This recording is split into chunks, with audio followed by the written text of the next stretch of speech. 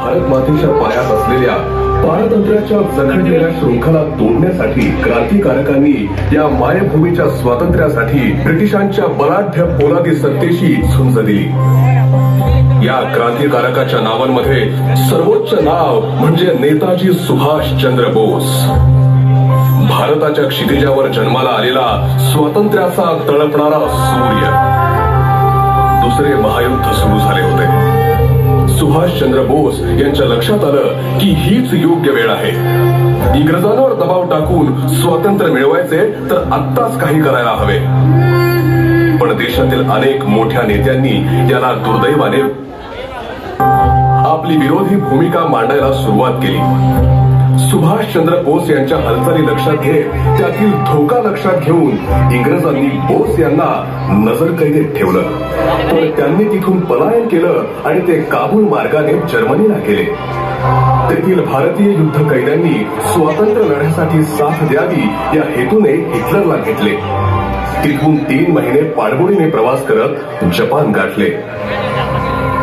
क्रांतिकारक मोहन सिंग आणि राजबिहारी बोस यांनी भारतीय युद्ध कैद्यांची एक तुकडी जपानमध्ये स्थापन केली होती. दुसऱ्या महायुद्धात जर्मन, जपान, इटली या 3 राष्ट्रांमध्ये दुसऱ्या महायुद्धात इंग्रजांकडून लढताना हजारो युद्धबंदी असलेले पण मुळात भारतीय सैनिक असलेले आधुनिक शस्त्रांनी सुसज्ज असे सैन्यबळ उभे केले. तीच आपली आझाद हिंद सेना. इंग्रजांच्या लष्करी सामर्थ्याला आपल्या सैन्याने उत्तर देण्यासाठी आझाद हिंद सेनेची निर्मिती झाली. या सेनेने अखंड भारताचे अस्थायी सरकार स्थापन केले. या सरकारचे पहिले पंतप्रधान आणि संरक्षण मंत्री होते नेताजी सुभाषचंद्र बोस.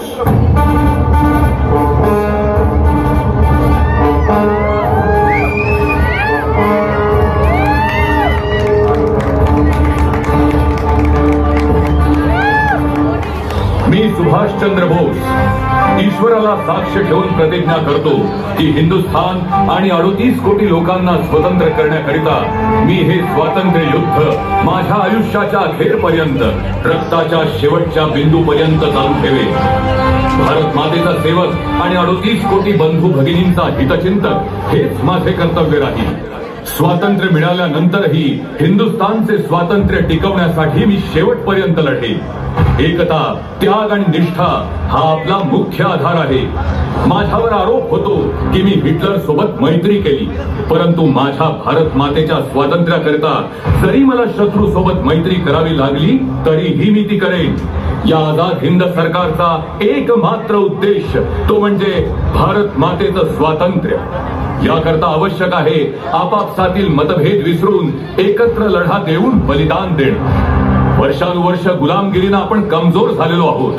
गुलामगिरीच्या मानसिकतेतून बाहेर पडत सर्वांना स्वतंत्रतेचा लढा लढला पाहिजे. मग जगातील कोणतीही शक्ती आपल्याला स्वातंत्र्य मिळण्यापासून वंचित ठेवू शकत नाही. लक्षात ठेवा, स्वातंत्र्य हे कधीही मागून मिळत नाही.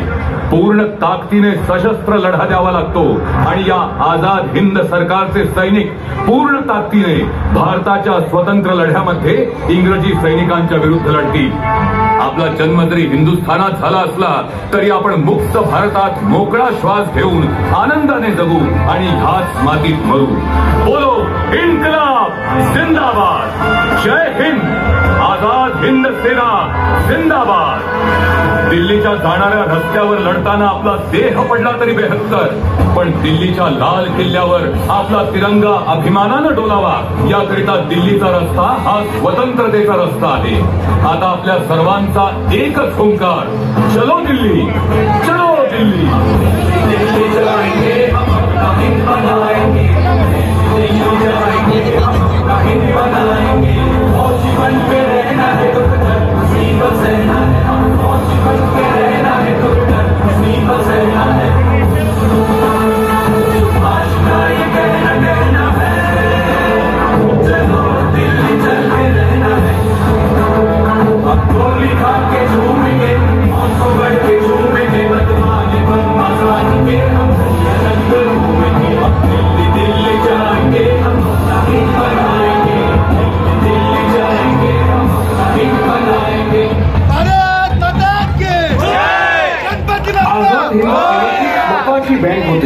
स्वतःचं चलन होतं, स्वतःचं पोस्ट तिकीट होतं, स्वतःचं मंत्रिमंडळ होतं, स्वतःची गुप्तचर यंत्रणा आणि रेडिओ स्टेशनही होतं. 9 देशांची मान्यता आझाद हिंद सरकारला होती.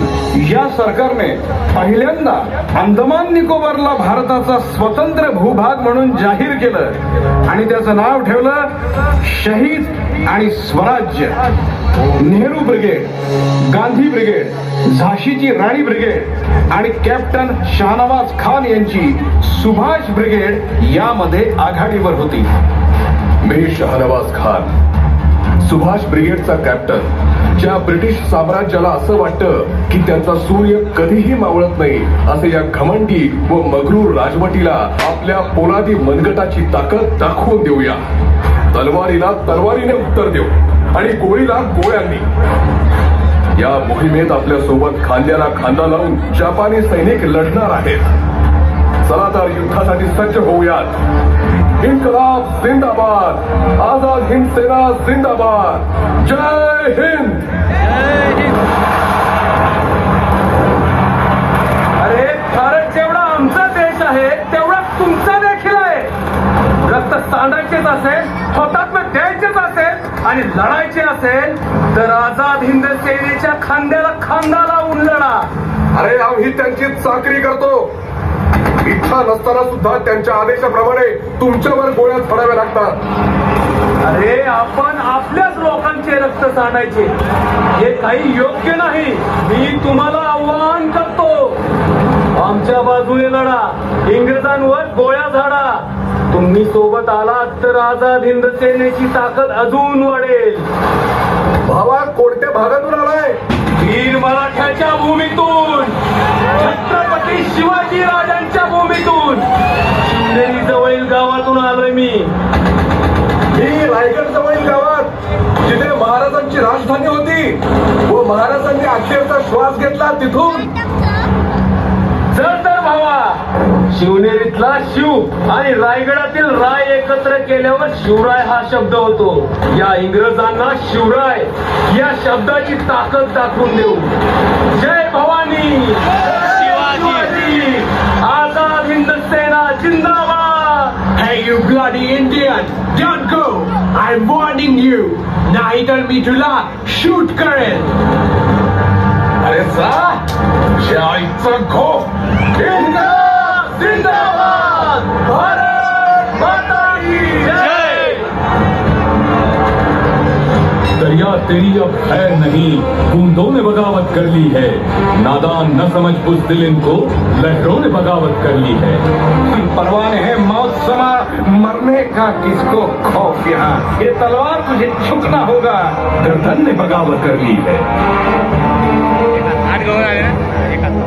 मी तुमची कॅप्टन लक्ष्मी स्वामीनाथन. आपल्या सैनिकी तुकडीचे नाव झाशीची राणी सैनिकी तुकडी आहे. राणी लक्ष्मीबाई, मैं मेरी झांसी नहीं दूंगी. तिचं साहस, तिचं शौर्य आणि इंग्रजांविरुद्ध दिलेला अभूतपूर्व लढा. राणी हे नाव जरी उच्चारलं ना तरी 10 हत्तींचं बळ आपल्या अंगात संचारतं. नेताजींनी आपल्या हजारो महिलांच्या तुकडीवर जो विश्वास दाखवला आहे त्याला आपण सार्थ करू की आम्ही स्त्रिया झाशीच्या राणीसारखे लढू शकतो, गोळ्या चालू शकतो. याच दिवसाकरिता आपण सगळ्यांनी सैनिकी प्रशिक्षण घेतलंय. आता प्रत्यक्ष युद्धभूमीवर इंग्रजांविरोधात गोळ्या चालवायला लागतील. हीच वेळ आहे लढायची आणि जिंकायची. तर बोला, तुम्ही सगळे माझ्यासोबत लढणार का? हो, आम्ही लढणार. इंग्रजांवर गोळ्या चालवणार का? हो, आम्ही पूर्ण ताकदीने चालवणार. जय हिंद. आता हजारो हातांनी हजारो गोळ्या त्या इंग्रजांवर झाडायच्या आहेत.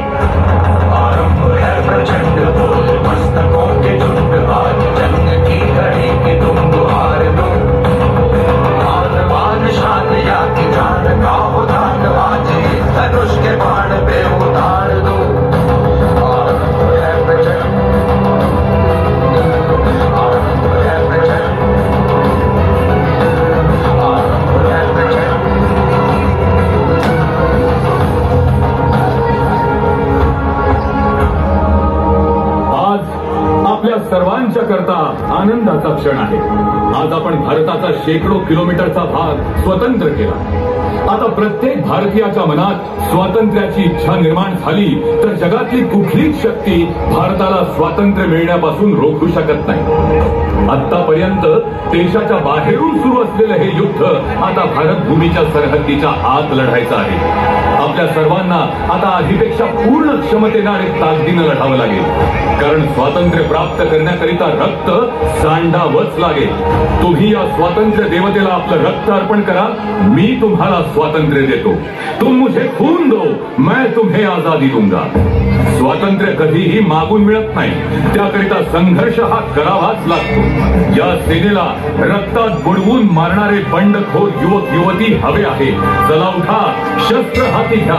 एकतर इंग्रजांना सोपून काढू किंवा हौतात्म्याला साजेचं बलिदान देऊ. इन्कलाब जिंदाबाद. आझाद हिंद सेना जिंदाबाद. जय हिंद.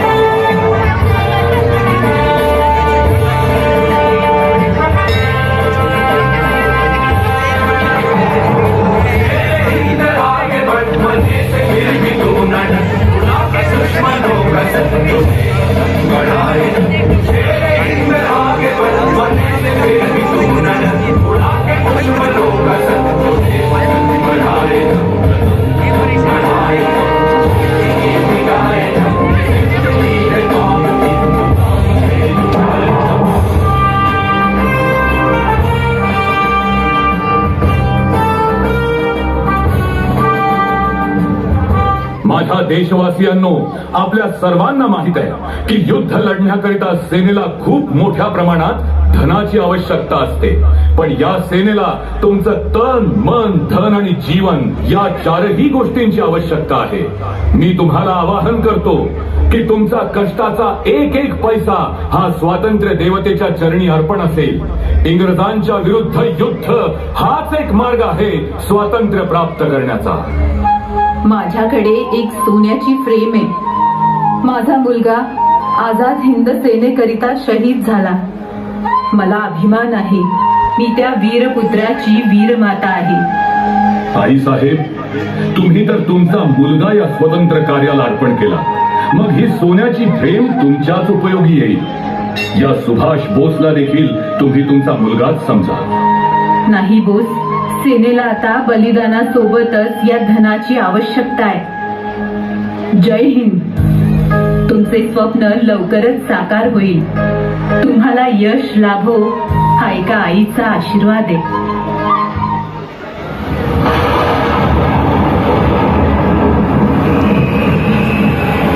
माझ्या भावांनो, 3 दिवस झाले आपण शेकडो किलोमीटर चालतोय. उपाशी पोटी आता चालवत नाहीये. अरे किती दिवस जंगलातील कंदमुळं खाऊन या पावसात दिवस काढायचे आपण.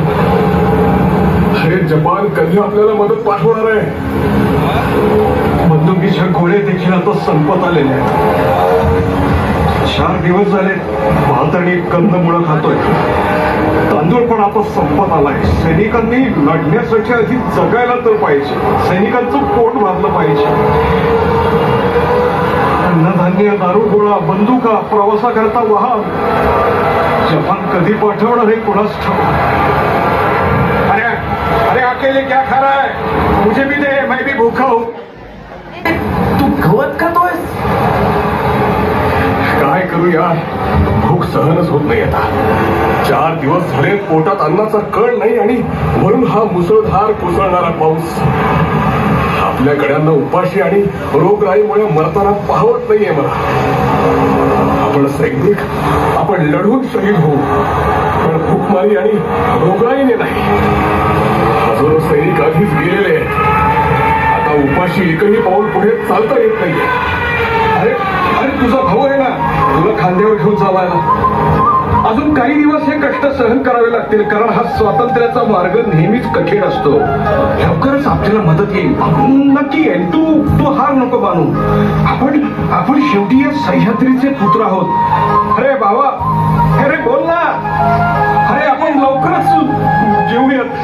येईल जपानकडनं मदत येईल. अरे बोल ना.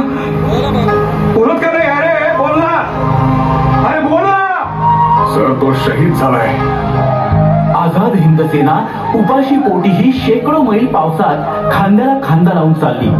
स्वातंत्र्य प्राप्तीसाठी धगधगती प्रेरणा हृदयाशी बाळगून दाट जंगल, प्रतिकूल निसर्ग, साधन सामुग्रीचा अभाव असूनही ते गवत आणि कंदमुळे खाऊन जगले, लढले आणि हजारो मरण पावले.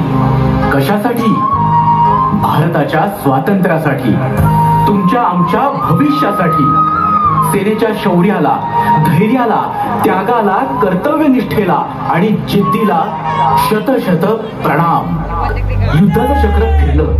आझाद हिंद सेनेचा विजयी रथ थांबला. जर्मनी, इटली यांचा पराभव झाला आणि जपाननेही हार पत्करली. नेताजी, एक वाईट बातमी आहे. अमेरिकेने हिरोशिमा आणि नागासाकीवर अणुबॉम्ब हल्ला केला. या 2 लाखांहून अधिक लोक काही क्षणात मृत्युमुखी पडलेत. जपानने सुद्धा अमेरिकेसमोर शरणागती पत्करली आहे. मला असं वाटतं नेताजी, आता आपले इथे थांबणे योग्य नाही. आपली सुरक्षा अधिक महत्वाची. आपण सिंगापूर सोडून टोकियोला जाऊ. सैनिकांना इम्फाळचा वेढा काढायला सांगा आणि माघारी फिरायला सांगा. आणि विशेषतः झाशीच्या राणीची सैनिकी तुकडीची सुरक्षा अधिक महत्वाची आहे. एकही स्त्री इंग्रजांच्या हाती लागता कामा नये.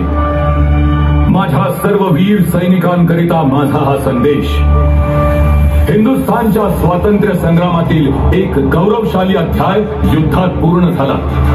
इम्फाळच्या मैदानावर, आराकानच्या डोंगरात, दाट जंगलात, ब्रह्मदेशातील तेल खाणी, मोराई, तेलिंग, मलाया या प्रांतात तुम्ही गाजवलेलं अतुलनीय शौर्य आणि पराक्रम इतिहासात अमर आहे. हिंदुस्थानात भारत स्वतंत्र होणारच आहे हा माझा अटळ विश्वास आहे. लाल किल्ल्यावर आपला तिरंगा लवकरच डौलानं फडकणार. हा झेंडा आता मी तुमच्या हाती सोपवतोय. तुम्ही सहन केलेल्या यातना व्यर्थ जाणार नाहीत.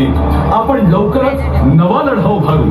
प्रभात काळापूर्वी गर्द काळोख हा नेहमीच येतो, मात्र हिंदुस्थानात लवकरच स्वातंत्र्याची पहाट होणार. इन्कलाब जिंदाबाद. आझाद हिंद सेना जिंदाबाद. जय हिंद.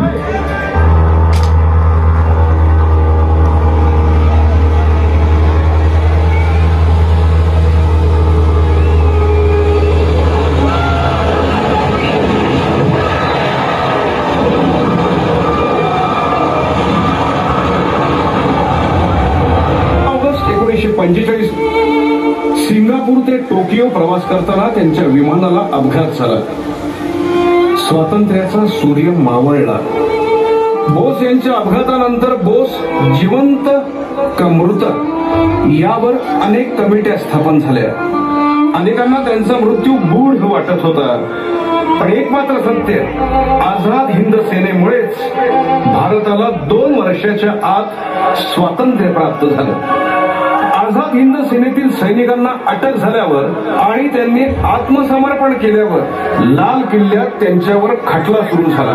इंग्रजांच्या विरोधात जनआक्रोश वाढत गेला आणि देशात एकच नारा सुरू झाला, लाल किल्ले से आई आवाज, सैगल दिल्लन शाहनवाज. संपूर्ण देशात आझाद हिंद सेनेबद्दल सहानुभूती निर्माण झाली. इंग्रजी सत्तेमधील भारतीय सैनिकी अधिकाऱ्यांनी बंड पुकारत मुंबईतील नौदलातील अधिकाऱ्यांनी भारतीय ध्वज फडकावून आपला आक्रोश स्पष्ट केला. बंडाची आणि आक्रोशाची शेकडोंची संख्या हजारोत व्हायला लागली. इंग्रजांनी हे आलेलं संकट ओळखलं आणि आता ह्या देशामध्ये ज्या सैनिकांच्या जीवावर राज्य करत होते त्यांनी केलेल्या विद्रोहामुळे आता आपल्याला राज्य करणं शक्य नाही हे त्यांना समजलं आणि 15 ऑगस्ट 1947 साली तो सुवर्ण दिवस उगवला. भारताला स्वातंत्र्य प्राप्त झालं. तेव्हा नेताजी सुभाषचंद्र बोस तिथं नव्हते. आझाद हिंद सेनेचे हजारो सैनिक शहीद झाले. तो सुवर्ण दिवस पाहायला ते उपस्थित नव्हते. आज स्वातंत्र्याचा अमृत महोत्सव साजरा करीत असताना या अग्निकुंडात आझाद हिंद सेनेच्या हजारो सैनिकांनी आपली आहुती दिली याचा विसर पडून चालणार नाही. तेही खऱ्या अर्थानं स्वातंत्र्य सैनिकच. त्यांनी आपलं कर्तव्य पूर्ण करत आपल्याला आज स्वराज्य प्राप्त करून दिलं. आता या स्वराज्याचे सुराज्यात रूपांतर करून देशाच्या स्वातंत्र्याचा शताब्दी महोत्सव जेव्हा आपण साजरे करू तेव्हा आपण आपल्या भारताला, आपल्या देशाला विश्वगुरू बनवू, बलशाली भारत बनवू. तेच खरं अभिवादन असेल नेताजी सुभाषचंद्र बोस यांना आणि त्यांच्या पराक्रमी आझाद हिंद सेनेला. जय हिंद. भारत माता की जय.